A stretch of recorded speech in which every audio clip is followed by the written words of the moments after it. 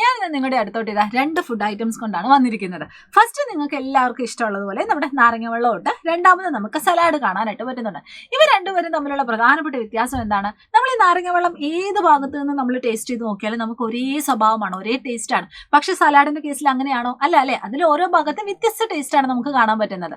So അതുകൊണ്ട് തന്നെ ഈ തരത്തിലുള്ള മിക്സറുകളെ അല്ലെങ്കിൽ മിശ്രിതങ്ങളെ നമ്മൾ ഓരോ വിഭാഗങ്ങളായിട്ട് നമ്മൾ തരംതിരിക്കും. ഫസ്റ്റ് നമ്മൾ പഠിക്കുന്നത് എന്താണ് ഏകാത്മക മിശ്രിതങ്ങൾ അല്ലെങ്കിൽ ഹോമോജീനസ് മിക്സ്ചർ.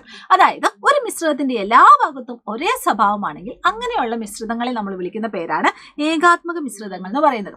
അപ്പൊ നിങ്ങൾക്ക് കുറച്ച് ഉദാഹരണങ്ങൾ ഇവിടെ കൊടുത്തിട്ടുണ്ട്, ഇതെല്ലാവരും എന്ത് ചെയ്യുക, ഒന്ന് നോട്ട് ചെയ്യുക കേട്ടോ.